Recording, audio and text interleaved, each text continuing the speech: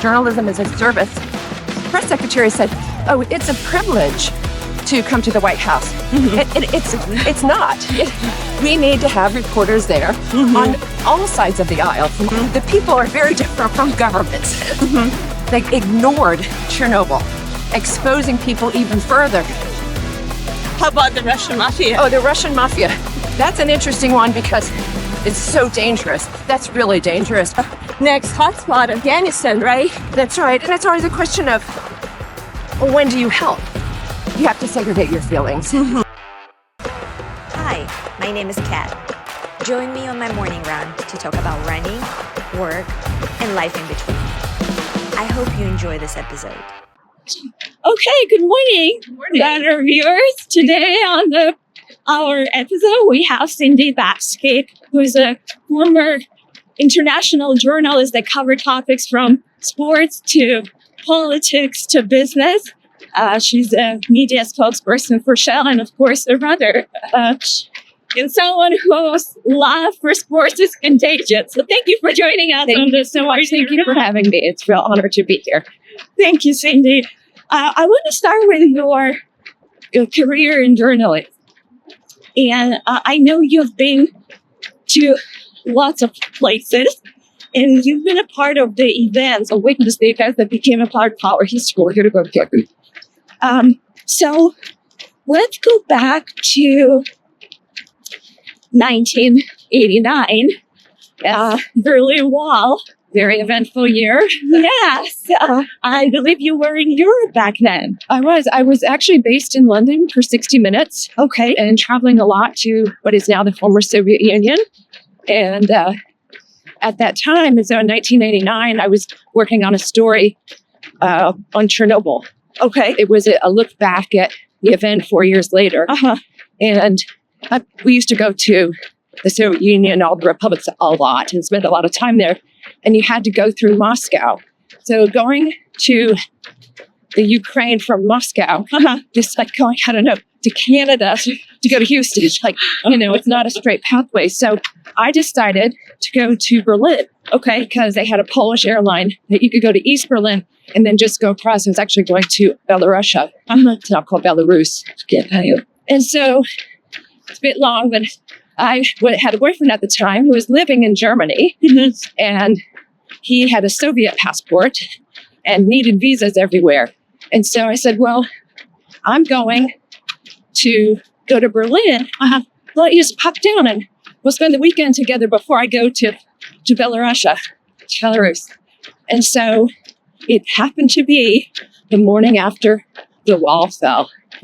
So I was on the airplane from London to Berlin with all of the journalists who were going to cover it. And so we spent the weekend there. And you can imagine, it was an incredible event. But to also spend it with somebody whose life would just be completely changed. In fact, my boyfriend went on to become the deputy chief of mission for the Estonian embassy in Washington, D.C. Wow. And I would say kind of directly linked to that event because that just opened up so much, that fell. And then, of course, the coup happened in the Soviet Union and the Soviet Union broke apart. So that was the beginning. What do you think it meant for the world? It was incredible because, we lived through the Cold War for so long, and it was interesting because it was a Thursday night and things were starting to change under Gorbachev and, economically and also just socially. And so it was kind of like the breaking up of an iceberg. And so this guy who was the guard at the wall let people through. And it was kind of like, because normally you go through, you get shot. And so he did, and people realized, like, oh my God, the wall is open. And so it was just exciting for people to see who felt that the breakup of the Soviet Union was important for democracy and giving people, another life. So I think that globally, it was very exciting for people to see that that was possible. Yeah. I have a co-worker, his wife actually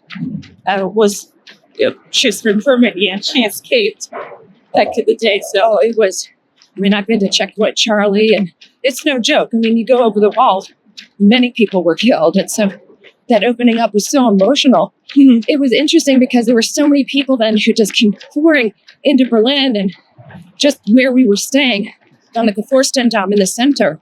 And the government asked them to keep their cars over in East Berlin because there used to be too much traffic. And so when I went back to East Berlin to take the plane, there were just miles and miles of these cars, these Trabants, which are like little tin cans people used to drive. So, I mean, the visuals were very emotional. I bet. Well, you talked about Soviet Union. I know you spent a lot of time there. I did. Had emphasis on that, and we happen to be from that part of the world as well. So let's go back to Makes me feel so old. I mean, I lived through and it's changed so much. It has changed. But I remember 1989. I mean, I was one, and it was actually my birthday. So I would hear lots of stories from my parents about it. Chernobyl, right? Nuclear accident. Yep. And my mom was telling me that when this happened, nobody knew anything. The government just was silent. Yet lives of so many people were impacted. And I know you were one of the first ones. You were your crew who actually got to go there. That was right. That's 4 years after. And just as a little anecdote, when it happened, I happened to be in Japan. Okay. And they felt the effects of it there. And I remember I was dozing on the sofa watching CNN, and they were talking about this radiation had been detected. That's because the rain carried it to other places. So it was really so serious. And so, yeah, we went back to take a look at what had happened, what had changed, and to just look at the disaster itself. And it was one of the most moving stories I've ever worked on. We actually won an Emmy for that. And we started in Belarus, because of the prevailing winds and rain. Okay, they were more adversely affected than the people in the Ukraine, just because the wind and the rain carried it. And so I went to some of the zones that, not the most restrictive, because you can't go there anymore ever, but zones that are considered orange, be red, orange, and green, where people, for example, the children can never go in the forest. And a favorite pastime is picking mushrooms. Yes. They can never do that because it's too dangerous, because of the radiation that will continue to live because of the half-lives. So it was very sad. I think I mentioned to you earlier there, I went to a school and there was a teacher, a science teacher, who was teaching in the hallway, like her science class, because they had trees and leaves. And I was like, what's she doing? It's like, well, they can't go to the forest. So they created one in the school where that would be their exposure to nature, which is very sad. And they were very keen for me to eat with them, to share meals, because they felt that they were ostracized. They were pariahs because they're living in this zone that continues to be dangerous. So eating the food, because the part is in the ground and is also exposed to that radiation, especially roots like potatoes, turnips, things that they eat cuts. And so it meant a lot to know that I broke bread and ate with them. Very peaceful things. I did get tested before I went. I got my radiation tested and then got it retested when I went back. Kind of my age. But it's not, it's not a big deal. But it makes you realize what's more important to people. Yeah, it is. It is scary. How do you think the lives of the people who live in this area? It can completely affected their lives. There's something, it's interesting. We say that when something happens, you say a terrorist attack, a shooter goes into a school, you never think that it could happen to you. Yes. And so these folks, this happened to them. Really unimaginable. And in daily meeting people, you felt that their psyche was such that they thought that everything could happen to them. They were so terrified. They were terrified for their children. So to the point where they would blame everything on Chernobyl because they were afraid. And that was really heartbreaking to see, that because they didn't trust government because this happened. And that was April 26th, as you know. Yeah. The big event in the Soviet Union is May Day. Yeah. First. And so they still held the celebration. They ignored Chernobyl, exposing people even further. And they were so freaked out. They had heard, through the rumor mill that iodine was something that could help cure, which is true. Yes. But you don't drink it. They burn their throats. People were injured severely because they didn't know what to do. So their trust was just irreversibly broken. Absolutely. Yeah. I remember those days and the discussion and watching BBC movie about it. Very different time. Yeah. Well, just another thought on your Soviet experience before we go to the next hot topic or hot spot. I know that Soviet times, the shelves were empty. Right? We would have lines. We would stay in lines to buy sugar and whatever is available. Yet, there were some stores where foreigners would be able to shop. Oh my goodness. And so you, as a U.S. citizen, had access to that. Well, what did it feel like to see such a big discrepancy? And did you feel privileged? No, quite the opposite. It was horrible. It was horrible to know that the life that everybody had was that you would see a completely different side. Like you would get to go to these stores and buy. It didn't make me feel good at all. Because anyway, I could leave and go home and have access to these things, but not to see the real life, which was deliberate on the part of the government. Yeah. I wanted to make sure that journalists who came in had a favorable view. And it's funny you should mention sugar, because when I did go into many stores, you'd see literally like 2 potatoes. And it was prepared. They'd be all shriveled up, something that we would just throw away here, that people would wait in many lines for. But one of the most touching experiences for me was I used to interview people in their homes, and over times I'd interview mathematicians and scientists because they spoke English. Okay, American Network, I had people who spoke English. And I remember one time I was interviewing somebody, and as you know, always get coffee and very polite. Yes. And after the interview, this man's wife came in and it was a time when sugar was a deficit. And so she used the very little sugar that she had, which I'm sure would be difficult to obtain, to get this cake for me, because I was a guest in her home. And I thought you would do that.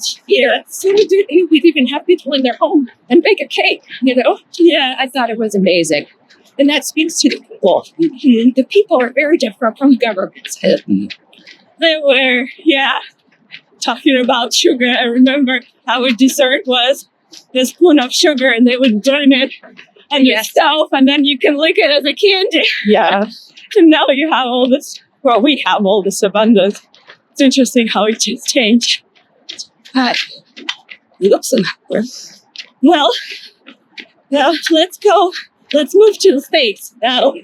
9/11. Oh, yes. Again, I remember as a child staying in my living room before, and then suddenly on the news they started talking about some of the states, and we see building collapsing. I mean, everybody, the whole world was shocked. I know you reported on some of 9/11. What was your piece about? I did. It's really interesting. So I was actually in the United States visiting at the time, and I was visiting North Carolina, which has a very large Marine Corps base. And so we were getting ready to go to the airport. We'd been to the beach, and all of the airports were closed. And I thought, this is because it's North Carolina because of the military base. But no, we got stuck there for a long time. And then I was living in Paris at the time. And so I went back and I was working for 60 Minutes. I was actually freelancing and gone on to do different things. And so we worked on a story about the 20th hijacker, because there were 19 hijackers, but there was actually somebody that was believed to be and eventually proved, and he was convicted of being the 20th hijacker. And so to do that story and to look at the collaboration with the people in Minnesota, where this guy was doing his flight training, was quite eye-opening. There was a lot of communication between the French Secret Services and the folks, the FBI folks in Minnesota, who were like, this guy, even the guy's brother, he was from the South, I think, Montpellier, and his brother went to the terrorist group in France and said, I think my brother, you have to look at my brother. It's really quite terrifying. It was interesting, too, to see it from abroad because, people look at it very differently. Yeah. And not quite the same as we do here. That's always something to keep in mind. Was it we're reporting on something such big where so many people died? How does it make you feel as a journalist, or is it just work and you have really to good question. Segregate your feelings? You have to segregate your feelings. Mm-hmm. You go in, even for the good of it. I'm not the story. Yeah, I'm the vehicle for the story. And it's funny because I actually don't talk about it very much. Okay. Even with my friends, about it because it's not my story. Yes. And I feel very strongly about my eyes and ears are telling something that I'm seeing and I'm reporting on. Mm-hmm. And you see things and you can't get emotional because you are there to do a service. It is a service. Journalism is a service to the American people. Mm-hmm. And I'll tell you, the first time, a long time ago, I was in Paris and another boyfriend was visiting me when I was very young. I was just out of college and took him to the airport. He was actually freelancing from the New York Times, and a bomb went off in the airport. And it was to protest the Armenian genocide. We didn't know what it was at the time because we were in the eyes. Okay. Like we were in Israel. It's like, I didn't know what it was. And so I remember wanting to cry. So we were sitting down, the windows behind us blew out, had the gust of air. It was crazy. And so then you just go into reporting mode and, interviewing people, stewardesses, people around. And you have to do that. Doctors do that. Horrible situations. It's up to people. It's not that they make light of it, but you're just another person almost. Yeah. Although friends of mine who are war reporters, when they come back, it's very difficult in normal life. More difficult. It's like PTSD. I was going to say, probably. Yeah, definitely. It does impact people a lot, especially when you see some people being killed, like going to your next hotspot, Afghanistan, right? That's right. And it's always a question of, when do you help? And that's a legitimate question. When do you say, I'm stopping to be a reporter and I'll step in because this person is dying? But generally, you're covering it. It's just difficult. So you went to Afghanistan in 2003. I did. And kind of like Chernobyl, we were the first major news organization to kind of take a look at that. So we were, during a piece that was the Forgotten War, because everybody was focused on Iraq. Mm-hmm. And so it was so dangerous. But people didn't know because nobody was reporting on it, which is something to think about. Like, you need reporters there to report on it. Well, there weren't even phones. We had these huge satellite phones where you could call home, but you had to go outside. And you could go outside for like 5 minutes because the enemy was tracking you. And if they track us they would bomb. And we stayed in a small local hotel, like a house that a BBC cameraman owned, little journalists to stay in. It was all guarded by armed militia because it was so dangerous. And that was very moving. And the story we did, it was on the border of Pakistan, and the orders for the U.S. military where they could only shoot in defense. They could not shoot offensively. And there was a lot of incoming fire on the border. So they went to the border. I stayed behind in Kabul, because we had just 3 seats. That was 2 cameramen in the cars on it. It ended up in their vehicle. There were a couple other journalists, so it was a small convoy. They ran over a landmine in the vehicle that my correspondent was in. And the camera crew behind actually filmed it, and it just shows it was so dangerous. And we would go, for example, to the American military base, to Bagram, and you're sleeping on cots, and you're hearing fire, gunfire. And there would be incoming rocket attacks at the base all the time. But because nobody's reporting on it, again, you normalize. You just kind of normalize, and you're like, well, what are the chances of it? Yeah. And I happen to be familiar with the Huge. defense contractor world. So I met lots of contractors who have been to Afghanistan, and they would tell stories how they would be in the dining facility with their trays, having food, and then suddenly they hear alarms and they have to go to bunker. But then you normalize it after you hear it all the time. They're like, okay, whatever. Which is crazy to think about it. Yeah, and Kabul in general was considered safe. And I remember taking an editor came over, so we needed to edit a piece very quickly. So I came over from London, and I took him to Chicken Street, which had the carpets and tell him the tchotchke that you buy. And literally half an hour after we left, a bomb went off, and 2 people were killed. And I was like, it's just always like that. Yes. No, it's and you just keep going. You have, I guess, as a reporter, that's like you said, you're a vehicle. Yeah. Well, which brings me to your experience with sports reporting. Yeah, You've done a lot. I have done sports reporting.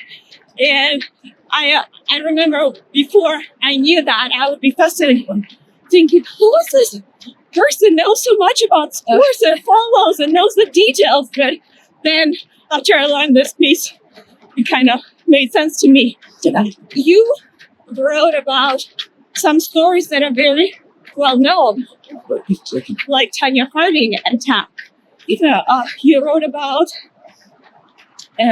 Russian or Soviet athletes back then and how they had to pay to Russian mafia. Yeah, they were shaken down. How did you pick up the stories? Because you're there, you're kind of reporting all the time on different things. You read a lot, and you just kind of find a story that you think you might read one little paragraph and then say, oh, I'm going to look into this. And once you start to look into it, then that becomes a bigger story. And with those stories, you just kind of, they mushroom. Then you talk to one person who might be familiar, and they give you maybe 2 or 3 names. Those 2 or 3 names give you more. I always did, reporting with actual sources and people who would be able to tell me what's going on. The Tanya Harding one went for the actual, so I worked for the Olympics. CBS Sports was hosting the Olympics in Japan. And that was funny because, again, it had been a while since it happened. So this was 4 years later. It's like, whatever happened to them? And so not only was I the producer, that was like, I was the one person. We had 4 feature producers, and you did everything. So I went to Portland and found the bodyguard and the different people who were involved and convinced them to go on camera with no money. So I could say, she always wants money, but because she has been out of the limelight, this was an opportunity to sort of be back in the limelight and maybe get money from somebody else. But I can attest that, I didn't pay her. We did the interview and interviewed Nancy Kerrigan and all those folks. And I think she's guilty. I saw evidence that, Crazy. How about the Russian mafia? Oh, the Russian mafia. That's an interesting one because it's so dangerous. That's really dangerous because the athletes, who was going to speak out against the Russian mafia? But the people would speak to me on the off the record. I think we did somebody not film.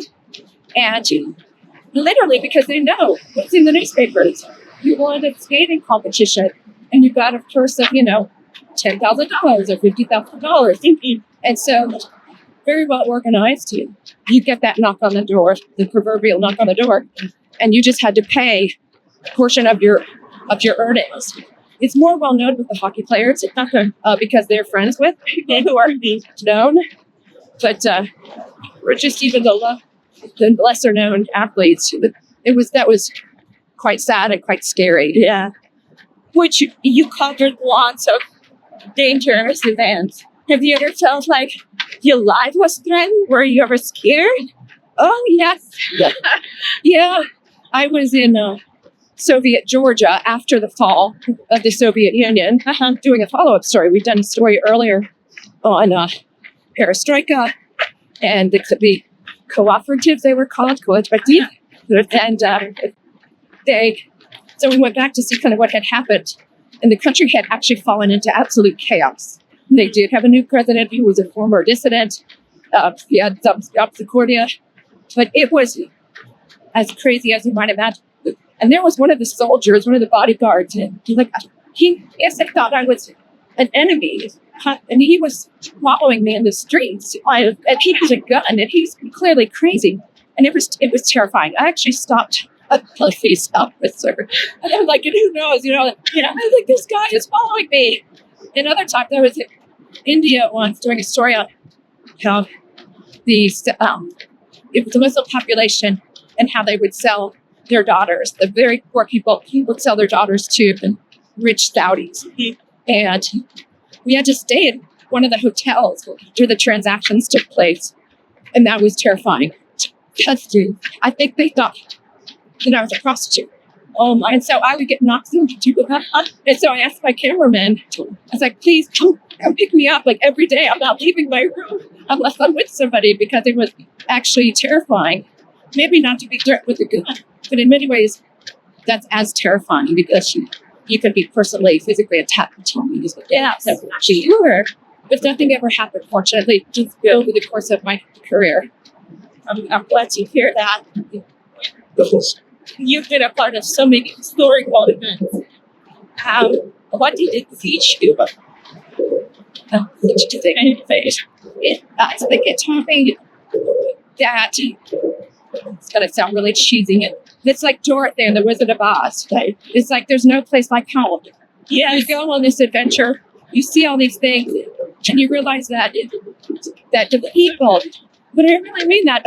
When I went to Berlin, we did this story. One of the most fascinating people I met wasn't famous people. I think, oh, who did you meet that's famous? And I'm like, it's not famous people.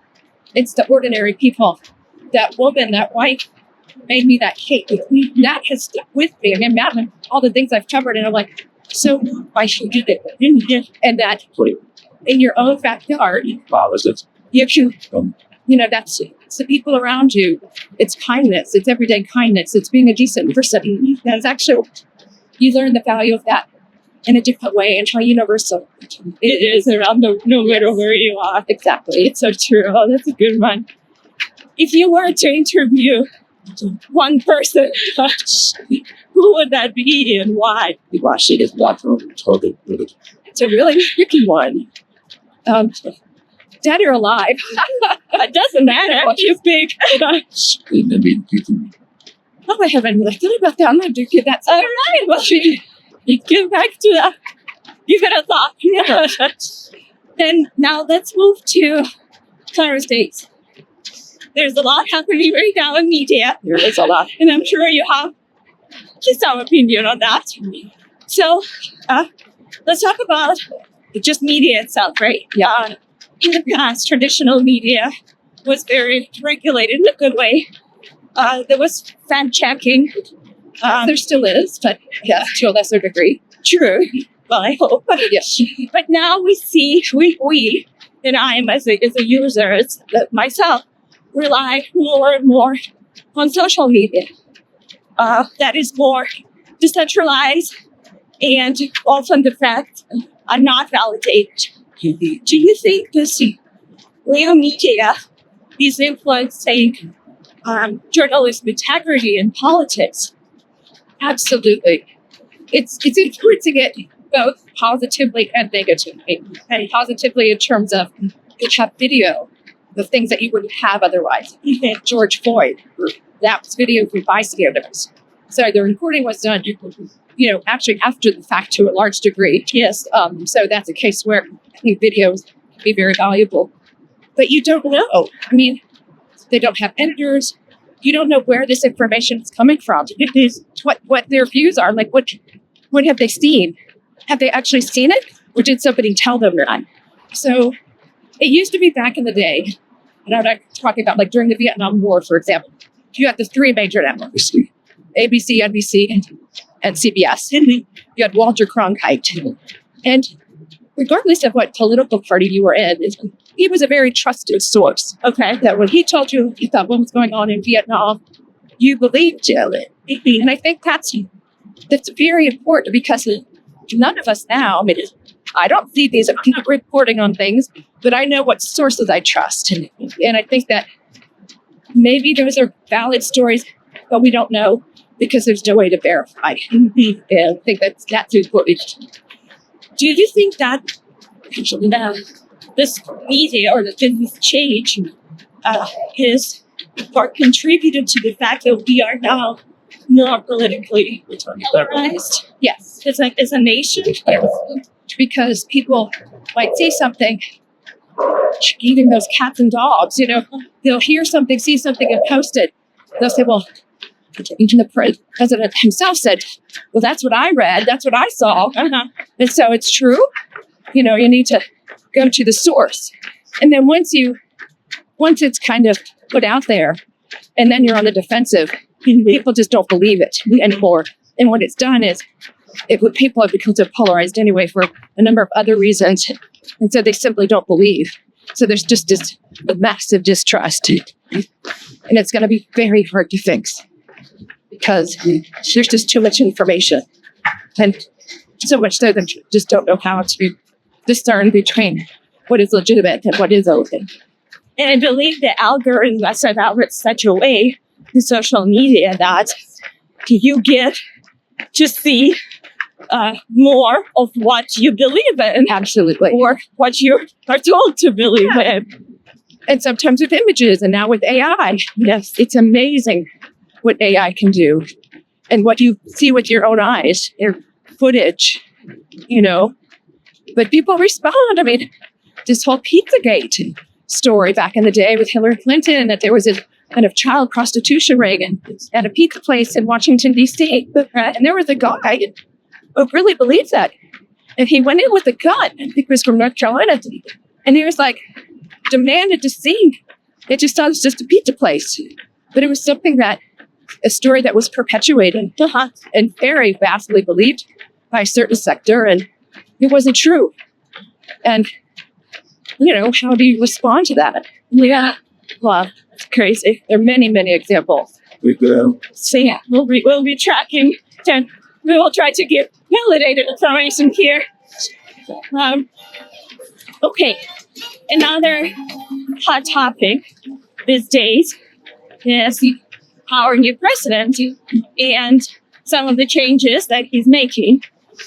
One of the things that just happened recently and widely discussed is the Trump's administration decision not to let the Associated Press in the press room because they decided to stick to the old name, right, of the Gulf of Mexico rather than calling it Gulf of America. Right.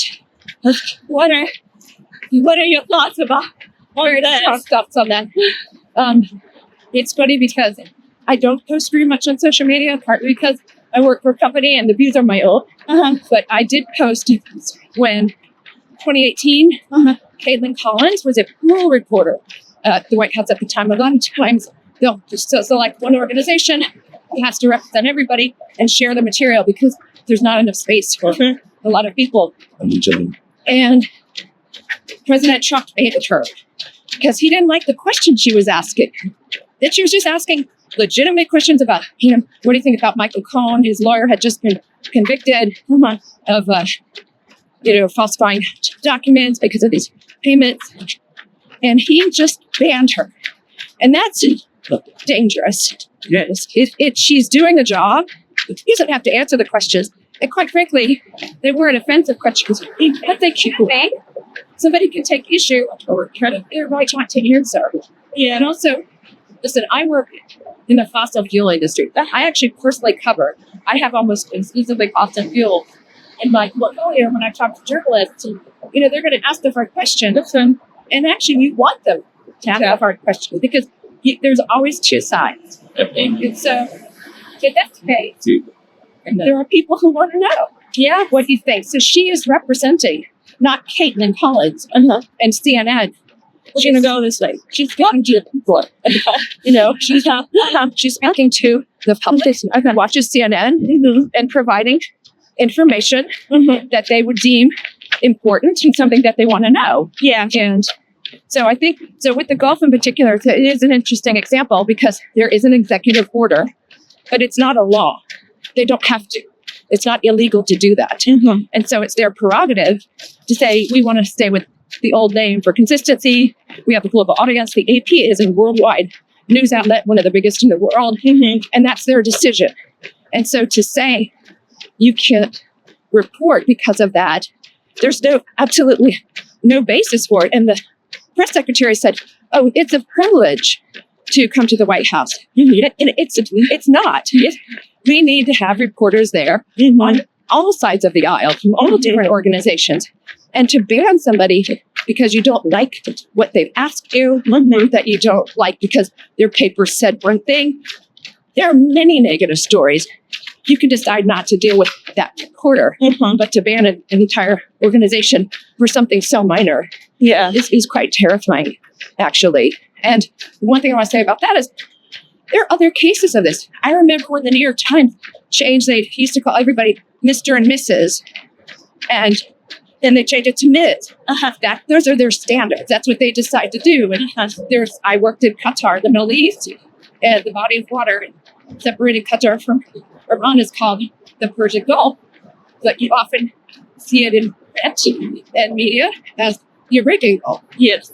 That's not a cause for alarm. That's just what they call it. There are many different names for many different things, So it's very secret. Well, it's a bad precedent. Because imagine if you're banning a reporter for that, then it just starts to become worse. We'll keep tracking. We'll see where it's going to lead to, right? All these changes. Let's move to your corporate side. You're now spokesperson for Shell. Yes, your president's coming through this. What are you expressed visit are my own the years of Shell. I am curious. There are more and more companies, corporations, that are talking about sustainability. And they use sustainability in their strategy, right? Do you think it's sad? Or do you think they really mean it? When you say sustainability, do you mean in terms of like the energy transition and emissions? Yeah, so for energy companies, yes. For food companies, exactly. Yeah, like Starbucks, making sure they take care of coffee beans and then the soil that produce that. Exactly. Taking care of farmers. To buy to working credits as well. Exactly. To kind of meet your quota. I mean, yes, both are true. And I think that speaking from my perspective, from my company, I can say, because we're a European company, we're British, which is still in Europe as far as I know. It's very sincere. That's something that you do. I mean, clearly, it's not, I wouldn't say cost effective. It's something that's going to work. You need people, the company is part of society. So we're living in a place where we provide the energy. Yes. And so, if you think that that's an issue, climate change is an issue, which we did, and where somebody Shell was the first to sign Harris Accord of the oil majors, right wing, and our CEO has said publicly, for example, that it would be the Paris Accord would be better with the United States in it, but we firmly believe in that. And net carbon emissions, ours is by 2050, and the initiatives that we have around that are very much that focus. Now, journalists sometimes question the way of going about it, because we want to have certain returns, but like renewable energy, but the bill are still the same. It has not changed 1 inch. So let's say from our perspective, it is very sincere. It's very good to hear. We're approaching the end, so I think we need to cover the last topic, which is running, right? Yeah. You should know what you're doing right now. I know you started running when you were 10. That's right. And you're still running and going and getting ready to do a marathon. Yeah. At some point. Inshallah. Yes, inshallah, that's true. So, what does running mean to you? Oh gosh, running means so many things, and it's changed. Actually, I think that now, and I'm in my 60s, I'm running over 50 years. It's mental health, it's physical health, it's community. For me, I am an avid watcher. I watch everything from the Diamond League to the Bill Rose games to the Being and Valentine League. I enjoy that. It gives me energy, and it makes me happy. That's good. You ran overseas as well, right? You lived, is it 25-ish years? Yes, overseas? That's right. I did. I found that was a way to explore the cities I visited. Often I traveled alone, often for long periods of time to do the research and reporting. And I always kind of figured out a way to find a path, even in Georgia, in Soviet Georgia, like just to see on your feet to, different places. It's so enjoyable. For sure. What is next for Cindy as you look at 2025? Oh gosh. At this stage, it's interesting. I'm really looking forward to the here and now, which is an interesting thing. Like, I'll go ahead to a race, but it's like with racing. Talk about getting your PRs, so I was looking for results, but I hate the word journey, but it's the process. And it's the process that you have to enjoy. Because on that day, at that time, who knows what will happen. But this is, the process of pushing yourself to get up super early, to run when you don't want to run, to run in the heat of the Houston summer. It's part of that thing. You can be proud of that as an achievement. But I think oftentimes people overlook that. So I don't have anything in particular. I'm trying to live more in the moment. I think that's a very good lesson for everyone, and especially for younger folks who are watching and always rushing to see what's next. What's next? Sad. They've completed a marathon and they didn't get the time that they wanted. It's like, what does that mean? You finished. It's on many levels. It's an enormous achievement and accomplishment. It's very true, and as you know yourself. Yes, I do, and I think that the fact that you're now a part of the running community, running club, right? Yeah, is also, I hope, is contributing to that. Oh, I love it. I've in fact joined a couple of other clubs this year, the Bayou City Red Runners and the Freaks on Friday. And I just love it. It's like the more the merrier. Yeah. I enjoy the people. I was injured for quite some time. I had a broken leg and then I had a stress fracture. And there's nothing like an injury to make you appreciate just the fact that you can go out and run and enjoy it and, smell the fresh air, look at the clouds, take a lot of pictures of clouds. I heard recently this quote that a healthy person has many goals, but a sick person only has one. So I can relate to that, and I hope you stay healthy so you can achieve many goals this year. Thank you. And we'll be cheering you in this journey. Thank you. Thank you for letting me share my experiences. I really enjoy that and appreciate the opportunity. Thank you very much. I think we're done. Yay! Thank you very much. We hope this episode will inspire you to stay active and never give up.